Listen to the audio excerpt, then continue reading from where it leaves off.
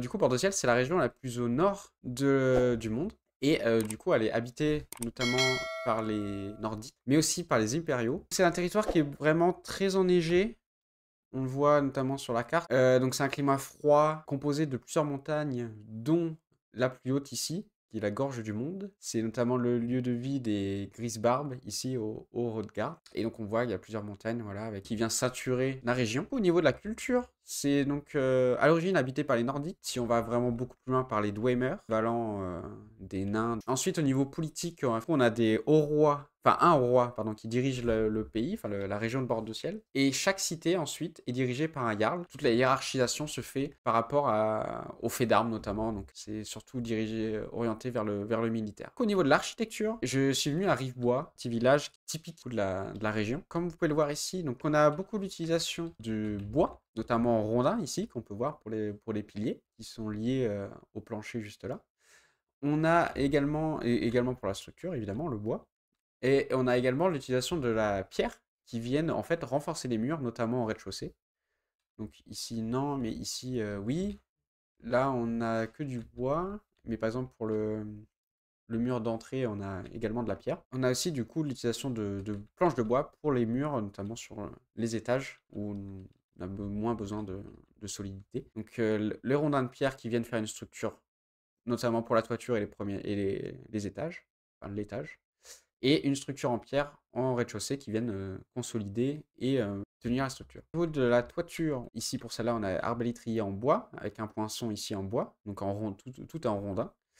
Et on a du coup, on voit ici des éléments horizontaux, et donc une dernière aussi, un fêtage tout en haut, horizontaux, qui viennent en fait tenir la structure et maintenir la paille qui est utilisée comme couverture. Dans les villages, notamment là où c'est un peu moins riche, on a l'utilisation de la paille, mais on a aussi l'utilisation des bardeaux de bois, comme on voit juste ici, qui viennent faire la toiture. Donc ça, c'est pour les architectures récentes dans le jeu Skyrim. Et on a également énormément de ruines qui, eux, sont beaucoup plus anciens. Du coup, les structures qui sont complètement en pierre, les structures plus anciennes sont complètement en pierre et enterrées souvent dans les montagnes, mais pas que.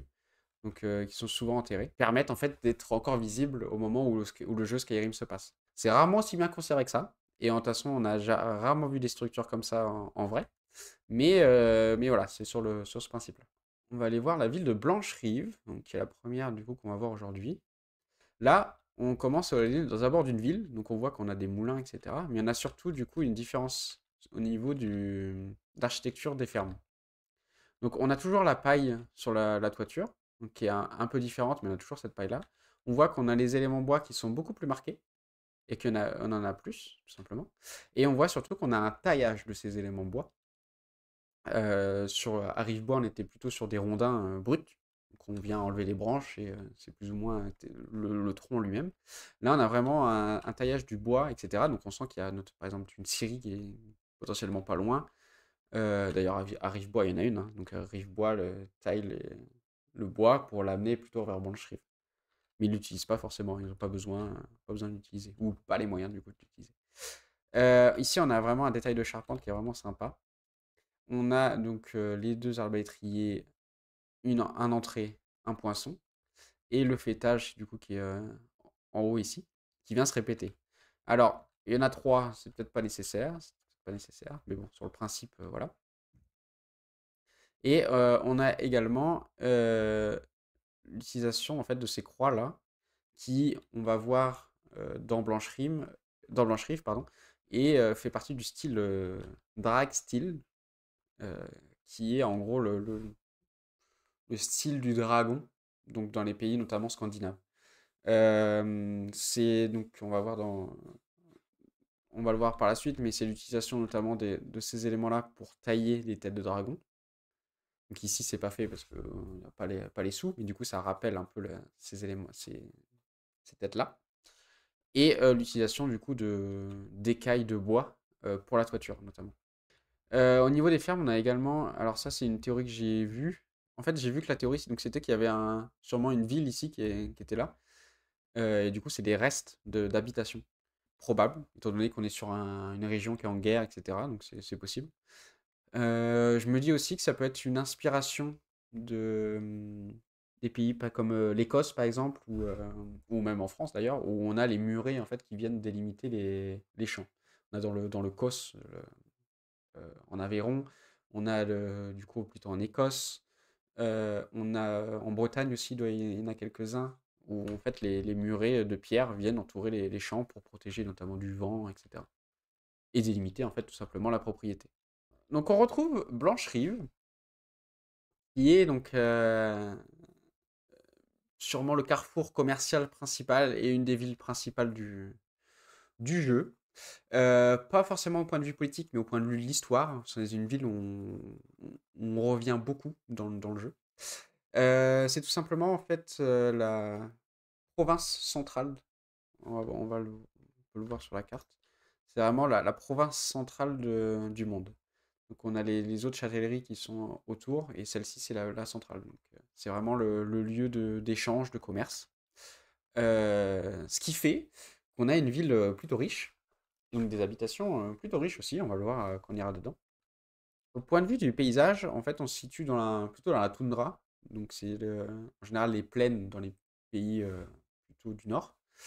Euh, et donc la ville est bâtie sur une colline au milieu d'une plaine qui rappelle un petit peu Edoras dans le Seigneur des Anneaux, qui suit ce même principe-là. On a vraiment des montagnes, une plaine entourée de montagnes, et du coup un château au milieu de la colline, avec sûrement une des seules collines du lieu.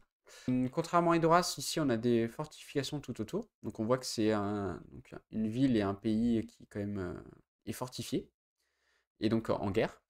Et donc on voit ici donc, les fortifications avec des meurtrières vraiment très très fines. Et donc on commence à voir quelques détails donc, de la richesse du lieu, donc, notamment avec les gravures sur les montants en bois. Voilà, donc on retrouve une architecture typique de la région, donc avec, comme je disais, une base en pierre.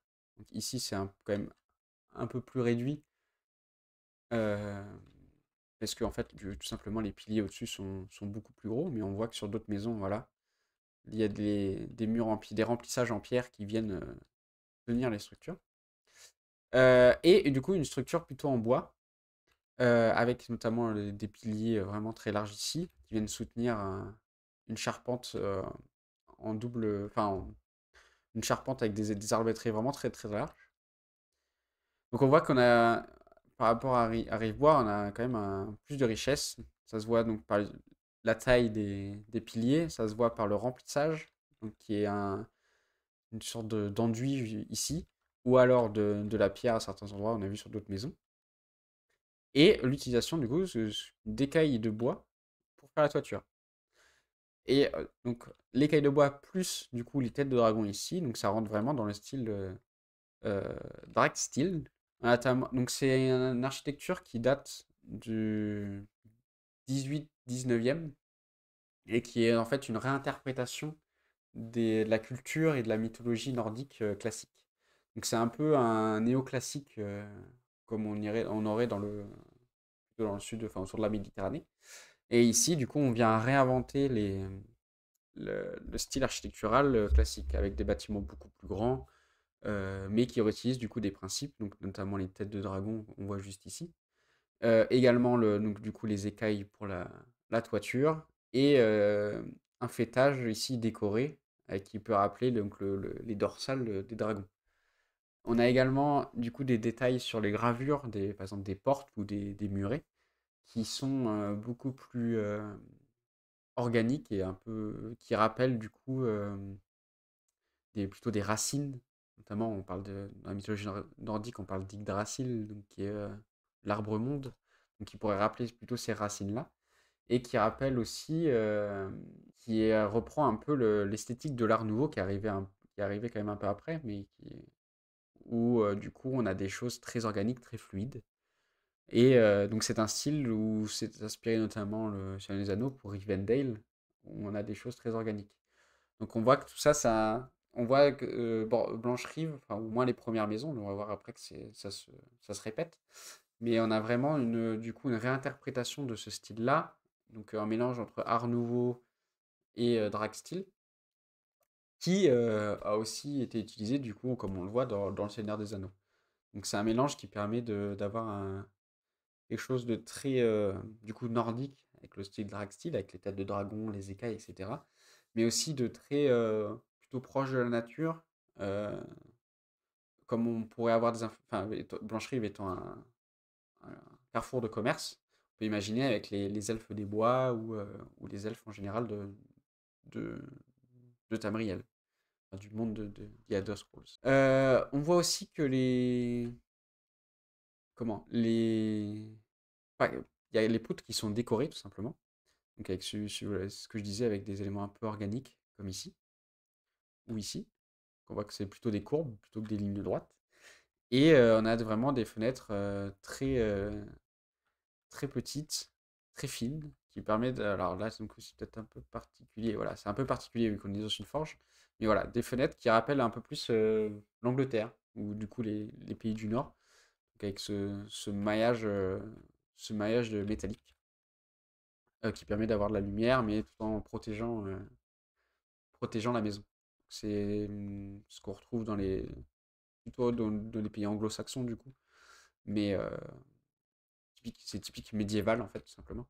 Dans Blancherive, donc ici dans le quartier des Vents, il me semble, j'ai noté, non, district de la Plaine, pardon. Et dans le district de la Plaine, juste ici, donc c'est là où on a du coup les commerces et la taverne au bout. On va y aller juste tout de suite. Hop, la taverne, donc on voit, donc, alors c'est pas les têtes de dragon à chaque fois, mais là, tête de cheval. Donc on voit que les pointes sont décorées, en fait, tout simplement. Qui permet, en fait, tout simplement, de rendre compte de la richesse du lieu. On voit également, donc pour la taverne, donc, qui fonctionne bien, hein, visiblement, on a des décorations sur les panneaux de bois, donc qui font le remplissage de la structure. Donc c'est plutôt de la gravure, ou de la peinture, non, plutôt de la peinture à ce niveau-là, et de la gravure sur la porte par contre. Voilà. Et dans les choses un peu typiques, normalement, plutôt des architectures en général plutôt semi-enterrées. Donc là, c'est pas le cas, vu que on peut estimer que c'est des habitations plus récentes, mais dans les habitations plus classiques, on est vraiment semi-enterré. On va avoir un exemple juste à droite, là avec le hall des compagnons, qui, euh, qui est vraiment typique à ce niveau-là. Alors, du coup, là, j'ai monté l'escalier de Blancherive. Alors, normalement, carte locale, tac. Voilà. Du coup, le quartier des Plaines, juste ici. Là, on vient de monter vers le district du Vent, donc qui est le district plutôt résidentiel, avec notamment l'arbre ici, donc qui pourrait rappeler l'arbre monde, par exemple, dans la mythologie nordique, ou l'arbre blanc de Minas Tirith dans le Seigneur des Anneaux, par exemple. Et ensuite, le dernier quartier qui est le fort, le château, euh, qui est le district des nuages, du coup, l'endroit le plus élevé. Donc, on a la plaine, le, le vent, les nuages. Donc, on vient s'élever, voilà, même dans les noms, on a cette dimension-là. Et donc, on s'approche aussi plus du dragon, hein, qui est le fort dragon, le nom du château. On va juste voir, voilà, l'arbre ici. Donc la place, là-bas on avait une place du marché, ici on a plus une place de rencontre et de discussion pour les gens qui y habitent. Avec l'arbre qui rappelle vraiment l'arbre blanc de Minas Tirith, hein. On est vraiment en plein dedans. Donc on voit qu'on a une connexion vraiment enfin, pardon, vraiment forte, une connexion vraiment forte des gens avec la nature, notamment le bois ou l'eau. Du coup, là on voit qu'on a un canal qui vient desservir la ville. Ici, du coup, on se retrouve Jorvaskr, voilà, qui est le hall des compagnons, qui a une architecture vraiment, alors vraiment unique pour le coup, mais vraiment typique aussi, c'est-à-dire que on est venu réutiliser la coque d'un bateau, ou alors d'un bateau qui n'a pas n'a pas été vendu, par exemple, je sais pas, ou qui a été utilisé, la coque retournée d'un bateau pour faire la toiture.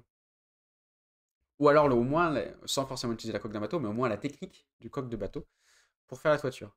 Donc on se retrouve avec du coup des ornementations beaucoup plus guerrières, donc avec ici des têtes de dragon, des boucliers sur tout le long qui forment une frise.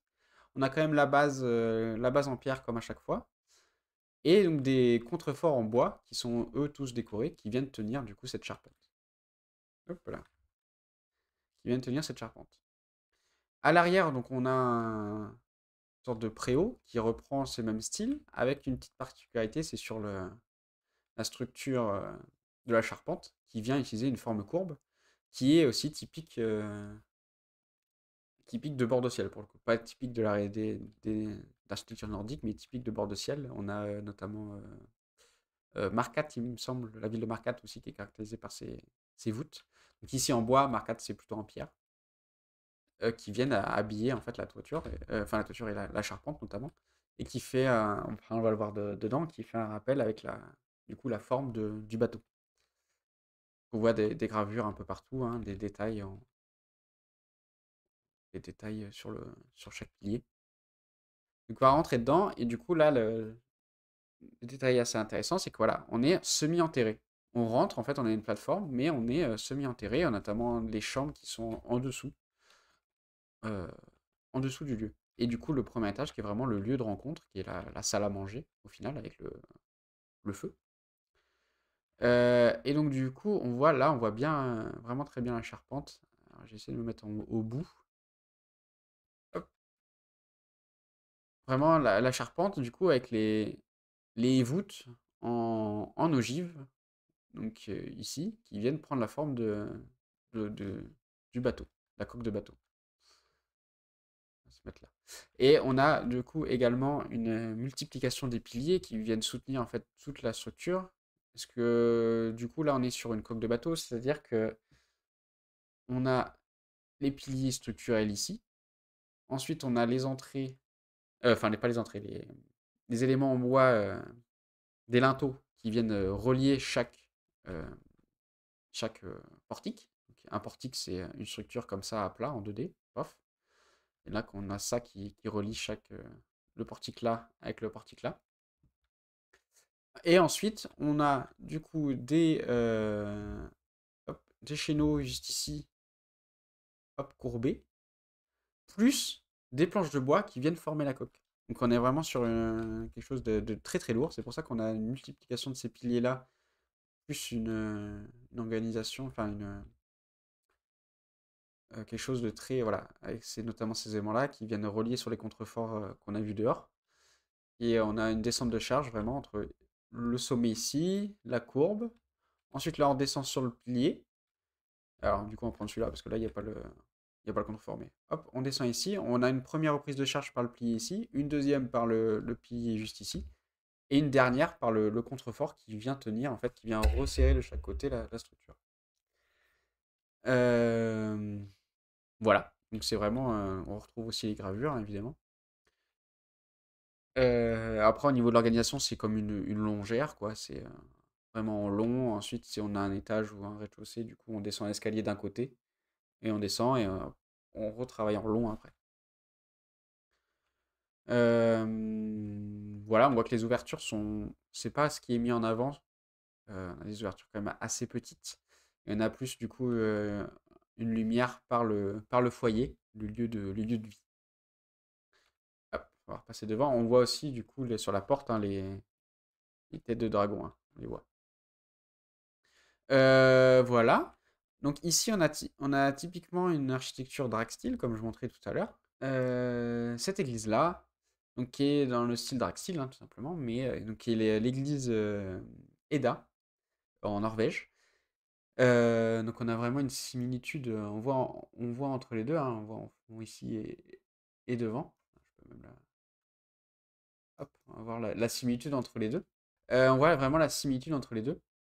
C'est-à-dire qu'on a du coup une base en pierre, un socle en pierre ici, des éléments verticaux qui viennent faire la structure, et en fait une multiplication des pans de toiture qui viennent former un peu des écailles et un peu la forme de... Alors pas la forme d'un dragon non plus, mais qui rappelle un peu ça, de la multiplication. Donc on a les écailles en bois de la toiture, plus les écailles de la forme de la charpente, qui rappelle